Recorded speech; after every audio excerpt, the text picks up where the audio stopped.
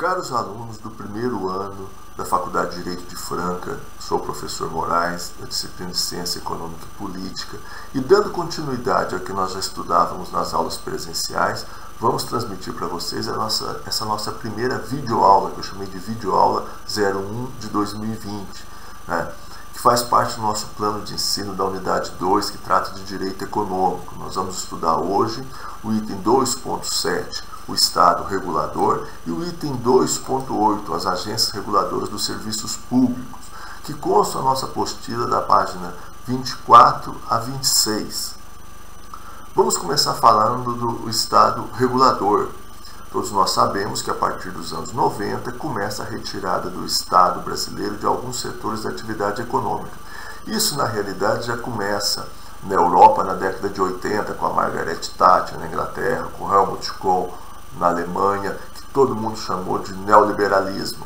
Então o Estado brasileiro, na década de 90, começa a se retirar. Essa retirada pode se dar de 4 formas. Nós chamamos isso genericamente de privatização, mas são 4 institutos diferentes, ou através da concessão, ou através da permissão, ou através da privatização, ou da terceirização. São institutos diferentes.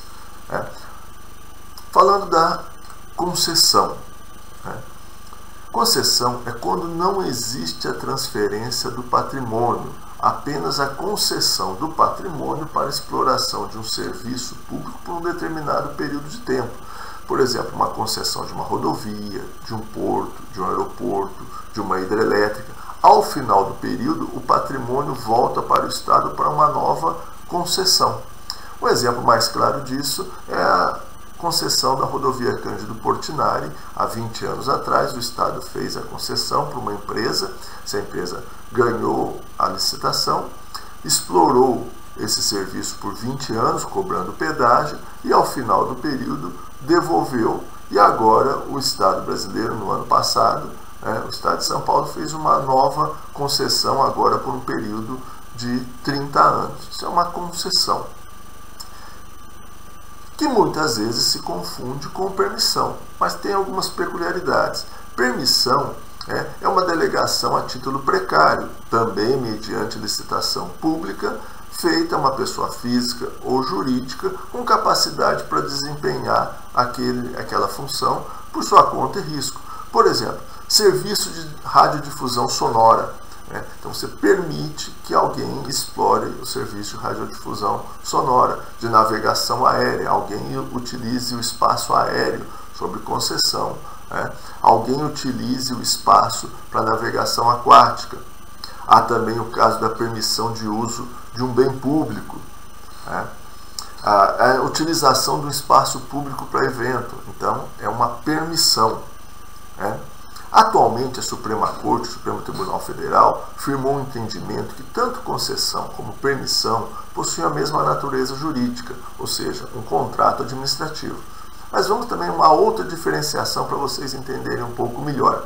Vamos imaginar um serviço de interesse público local no município, que é competência do município, a exploração de um cemitério. Vamos imaginar um cemitério público. Um cemitério público, o município faria a concessão para alguém explorar. Você já tem o cemitério, então você faz a concessão daquele espaço para ser explorado por uma empresa privada. Vamos imaginar que seja a construção de um novo cemitério, de um cemitério particular. Então você vai permitir ao particular, ao setor privado, a construção, exploração daquele cemitério particular. Então, conceder algo, permitir algo. Por aí vocês notam a diferença entre concessão e permissão. Uma outra forma de saída do Estado são as chamadas privatizações. Privatização ou desestatização, que é a venda, quando o Estado vende o patrimônio para o setor privado. Então vamos imaginar uns exemplos aqui. A Usiminas, o Estado tinha o controle daquela usina, certo? Ele transferiu, vendeu, privatizou aquela usina. Quem comprou ficou com o patrimônio para sempre. A Vale, o Banespa atualmente, o Santander, a Embraer, a Cosipa. Isso é uma privatização. algo que integra o patrimônio do Estado e é vendido, leiloado, através de licitação pública, para o setor privado. Isso é uma privatização. E outra forma de saída do Estado é a chamada terceirização.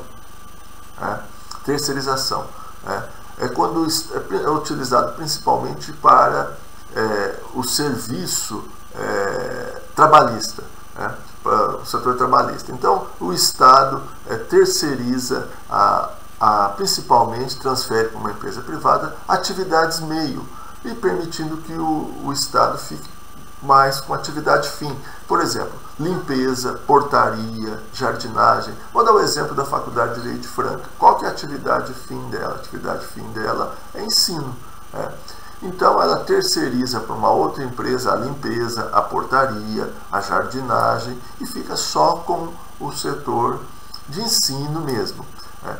É bom a gente lembrar que atualmente houve uma mudança, e é permitido não só o Estado como uma empresa privada também terceirizar qualquer atividade, tanto meio quanto fim.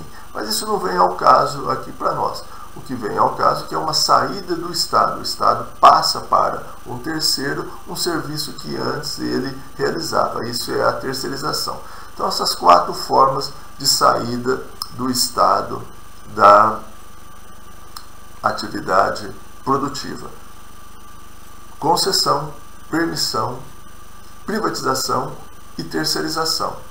Lembrando que a atividade passada às mãos da iniciativa privada continua sendo dever do Estado, que apenas transfere a sua execução. Lembram lá do artigo 175, vamos ler lá, incumbe ao setor público, na forma da lei, diretamente ou sob regime de concessão ou permissão, sempre através de licitação, a prestação de serviços públicos. Então, é incumbência do setor público a prestação de serviços públicos. E para dar suporte a essa nova estrutura, foram e estão sendo criadas as chamadas agências reguladoras. Agência reguladora, que é um assunto que nós vamos estudar daqui a pouquinho mais adiante. Nesse novo eixo de atuação, o Estado se desloca, o poder do Estado se desloca dos ministérios para as agências reguladoras, modificando o papel do Estado, que deixa de ser interventor e vai passar a ser mais regulador. É importante a gente frisar que algumas empresas privatizadas no Brasil ao longo dos anos 80 e 90 não faziam parte desse rol de empresas de atuação de serviços públicos. Tratava-se de empresas que pertenciam ao Estado, mas atuavam em atividades mais próprias da iniciativa privada, desobrigando o Estado de qualquer regulamentação. Vamos imaginar uma Usiminas. O Estado era proprietário da usina, vendeu, alguém privatizou, uma empresa comprou, só que a Usiminas, ela produz aço. Aço tem um monte de outras empresas que produzem. Então, se a partir do momento que privatizar, esse novo proprietário quiser mudar a qualidade, aumentar demais o preço, não tem problema, ele está no setor da livre concorrência, ele vai concorrer com outros. Você não é obrigado a comprar o produto daquela empresa. A mesma coisa acontece com a Cosipa, com a Embraer. Por exemplo, fábrica de estruturas metálicas. O Estado era proprietário de uma fábrica de estrutura metálica. No momento que ele vende, ele não precisa ficar monitorando essa empresa, colocando regra, agora você vai fazer assim, vai fazer assado, esse preço vai ser dessa forma, a qualidade tem que ser desse jeito. Não porque ela é uma empresa do setor concorrencial. A mesma coisa o Banco Meridional, que era um banco estatal. No momento que o Estado privatiza, certo? Se você não gostar mais do serviço do Meridional amanhã depois, você vai, abre a conta em outra empresa, ou outro banco. Mesma coisa numa CSN e outras empresas. Bom, agora nós vamos falar das agências reguladoras dos serviços públicos. Lembrando aquilo que nós já estávamos falando, o Estado começa a sair de uma série de serviços públicos. A prestação de serviços públicos, que antes eram competência de muitas empresas estatais, passou para o setor privado. Podemos citar o setor de transportes, de energia, de telecomunicações, que antes eram monopólios do Estado. Antes eram monopólios do Estado. E agora, que privatizou, vai se tornar um monopólio privado? Porque muitas empresas são chamados monopólios naturais. Você não tem como comprar energia elétrica de uma outra empresa, você não tem como se valer do serviço de água e saneamento de uma outra empresa, telecomunicações às vezes. Então como que você vai fazer? Vai ficar na mão da iniciativa privada? Então, essas empresas são monopólios naturais, esses setores. Como que nós vamos fazer? Antes era o Estado que geria ele, e a princípio o Estado vai abranger todo mundo, vai praticar a princípio um preço justo, a princípio ele vai prestar um bom serviço, e agora que vai para a iniciativa privada, e nós sabemos que a iniciativa privada ela persegue objetivos de lucro, vai se tornar um monopólio privado na mão da iniciativa privada, um monopólio na mão da iniciativa privada. Então, como diz no artigo 174, eles estão sujeitos à regulação do Estado. A partir do momento que ele privatiza, ele vai estar sujeito à regulação do Estado.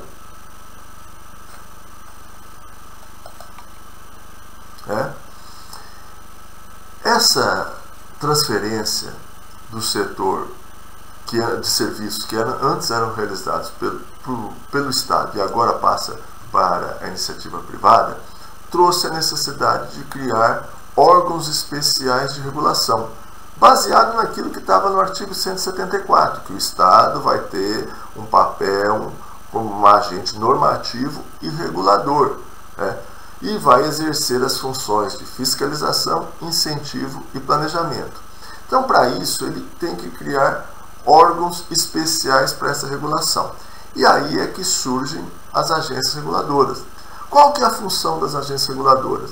A principal função desses órgãos é verificar o cumprimento dos contratos de concessão e as metas acordadas com as empresas entrantes. Então, você passa para a iniciativa privada, faz uma concessão.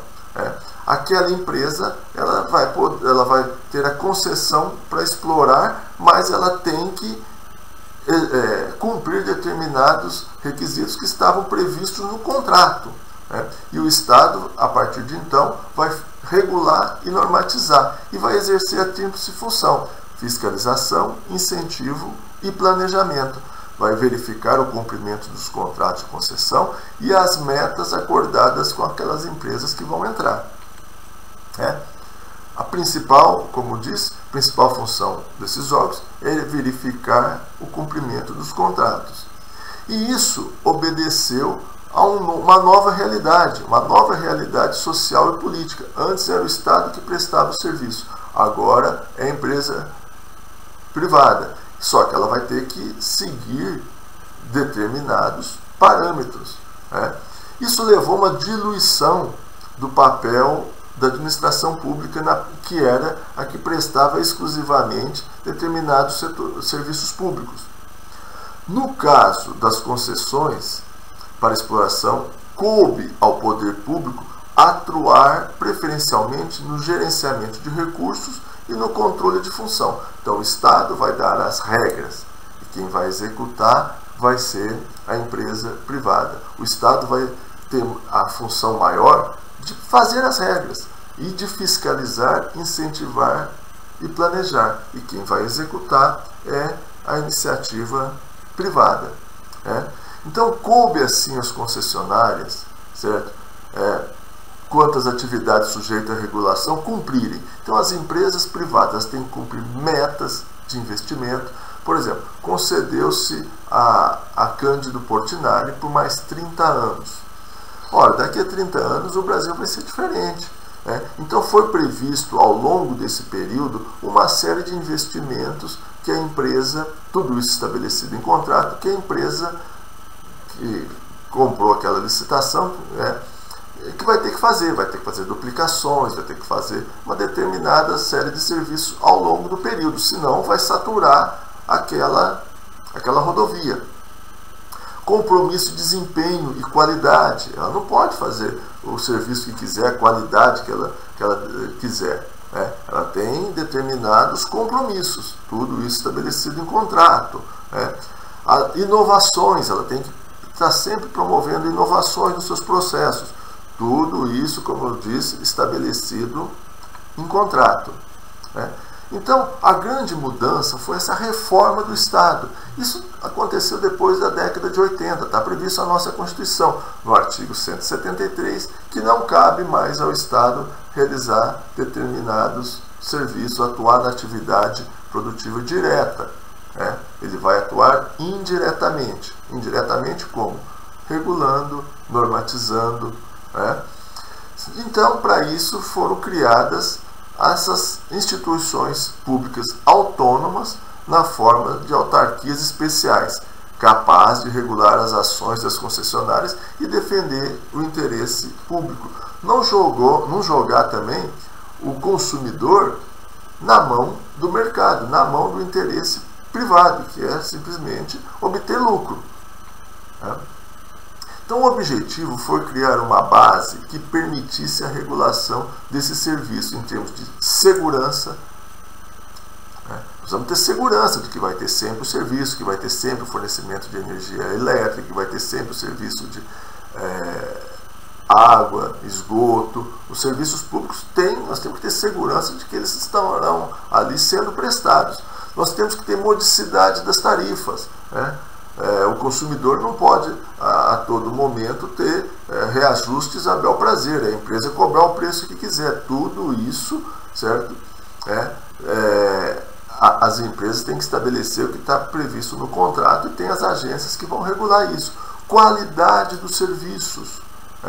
Qualidade. Então, elas têm que prestar uma determinada qualidade. Tudo isso é fiscalizado, que é um dos três papéis, a tríplice função do Estado. Fiscalizado por quem? Fiscalizado por uma agência.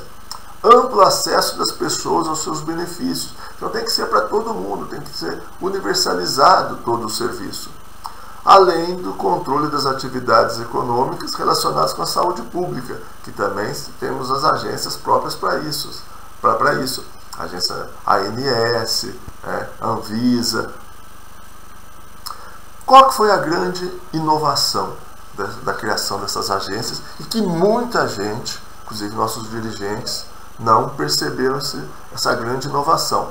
Foi conferir essa figura jurídica nova, que são as agências reguladoras, certo? A condição de autarquia especial, a natureza de autarquia especial, a condição de independência administrativa, autonomia financeira, ausência de subordinação hierárquica e mandato fixo de dirigentes. Então, as agências elas gozam de independência administrativa. Então, elas vão poder fiscalizar, fazer o que elas quiserem. Elas têm independência para fiscalizar quem elas acham que deve ser fiscalizado. Elas têm que ter autonomia financeira. Então, toda a conta, por exemplo, de energia elétrica tem uma parte da tarifa que você paga para, se for energia elétrica, para a ANEEL. Então, ela tem recursos para o seu corpo administrativo, para os seus fiscais, para os seus dirigentes, cumprir o seu papel. Elas não podem estar subordinadas ao Estado, ao ministro, ao político. Imagine quanto vale uma decisão de uma agência, de um dirigente, de uma agência reguladora. Imagine amanhã depois, essa agência fiscaliza uma empresa e aplica uma multa milionária. Ela não pode estar subordinada a um político. Mandato, e como fazer isso? Mandato fixo dos dirigentes. Então o dirigente ele tem um mandato para exercer o seu papel. Durante esse mandato ninguém tira ele, ninguém remove ele. Então ele pode ter independência e autonomia para executar o seu serviço. Qual que é o objetivo? Afastá-las das pressões políticas. Certo? Ficou claro, portanto, o caráter de organização pública de Estado, com ampla independência no exercício do poder de regulação. E aí, vamos para entender isso melhor, vamos explicar que existe uma grande diferença entre objetivo de Estado e objetivo de governo. São coisas diferentes. Objetivo de Estado, a grosso modo, seria cumprir a lei, principalmente o que está previsto no nosso contrato social, nossa Constituição. Qualquer que seja o governante, qualquer que seja o período, certo? Nós temos que cumprir aqueles objetivos do Estado, goste o governante ou não, né? Objetivo de Estado, que é diferente de objetivo de governo. O governo é aquele que foi eleito por um período de 4 anos, é legítimo, né? Ele vai executar, né? Vai tentar cumprir as promessas que ele pactuou com os eleitores no momento da eleição para aqueles 4 anos de mandato, porém sem desrespeitar as leis, ou seja, sem mudar as regras do jogo. Ou se mudar as regras do jogo, tem que fazer pelas regras do jogo, passando pelo legislativo, certo? Tudo direitinho.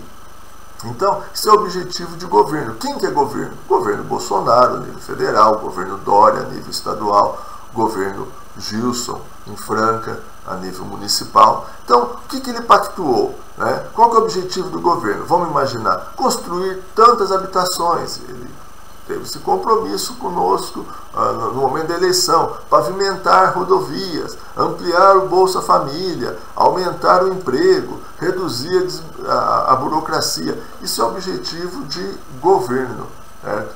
Mas não mudar as regras do jogo, né? Vamos imaginar, por exemplo, um governante. Um governante, para agradar o seu eleitor, ele quebra um contrato e baixa o preço dos pedágios. Pode isso? Não pode. Existe um contrato. E quem vai zelar por isso? Pelo cumprimento daquele contrato? Vai zelar a agência reguladora. Por exemplo, um governante, para agradar uma empresa que apoia o seu governo e eventualmente deu até dinheiro ou contribuiu na sua campanha, ele impede uma agência de fiscalizar aquela empresa. E aquela empresa vai prestar um péssimo serviço, e com isso vai prejudicar o consumidor. Quem vai zelar por isso? A agência. E a agência precisa ter independência. Não pode um governante, um presidente falar assim, não fiscaliza tal empresa, faça isso, faça aquilo. Não pode. A agência ela tem que ter independência e autonomia para executar o seu papel, que é regular aquele setor, normatizar, regular, com a tríplice função, incentivar, planejar, fiscalizar, se for o caso, aplicar multa, se for o último caso, até cancelar aquela concessão. Isso é papel da agência reguladora, que não pode estar subordinada a um governante. Por exemplo, um governante querer dar uma determinada facilidade para uma empresa, ou tentar fazer populismo, como eu disse o caso, com relação a tarifas públicas. Não, ele tem que cumprir o contrato. Os dirigentes das agências reguladoras, por isso, eles são nomeados pelo presidente, são indicados pelo presidente da República, depois eles são sabatinados pelo Senado e depois eles são nomeados. A partir do momento que eles são nomeados, esses dirigentes eles gozam de um mandato fixo. Um mandato fixo durante esse período, ninguém vai removê-lo de lá. Para que isso? Para ele ter independência e autonomia para fazer o que ele acha que tem que fazer. Outra coisa, não é apenas um dirigente, são vários dirigentes. Todas as decisões são colegiadas. Todos os mandatos não coincidem. Então você não troca todos os dirigentes ao mesmo tempo. Então o atual presidente vai mudar 2 ou 3, o próximo presidente vai mudar 2 ou 3 em períodos alternados. Senão você muda todos e coloca todos apadrinhados seus e também faz o que você quiser. Encerrado o mandato do dirigente, eles ficarão impedidos de prestar pelo período de 12 meses qualquer tipo de serviço a uma empresa controlada pela agência a qual pertence. Então, senão, amanhã depois, eu saí de uma agência, eu tenho uma série de informações privilegiadas do setor de telecomunicações, e aí eu vou trabalhar para uma empresa de telecomunicações. Não, ele está impedido por um determinado período de tempo. Tudo isso é para quê? Para que a agência persiga objetivos de Estado, não de governante, que ela cumpra o seu papel, né, com autonomia e com independência.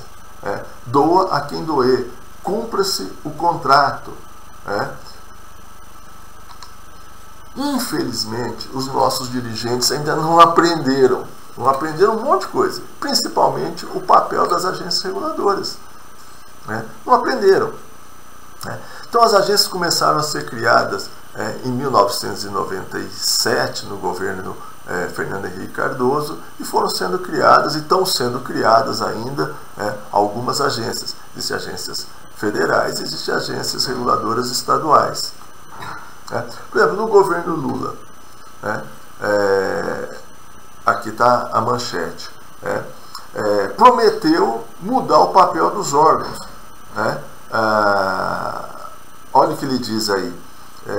As decisões que afetam o dia a dia não passam pelo governo. Então ele diz, temos que mudar isso. É preciso mudar, com o tempo nós vamos mudar isso. Quer dizer, ele queria que as agências ficassem subordinadas a ele, não aceitava de forma alguma. Depois, como não teve jeito, começou a esvaziar as agências reguladoras, não nomeando os membros, contingenciando os recursos dessas agências. Posteriormente, começaram as indicações políticas. A agência tal, ao invés de nomear um técnico, não, eu vou nomear um político para essa, um político para aquela. Começou a aparelhar as agências reguladoras. E não é esse o objetivo. Nós temos que ter técnicos que vão executar o papel delas. Está previsto lá no artigo 174 da Constituição. Volto a relembrar a vocês. Então os nossos dirigentes não aprenderam isso.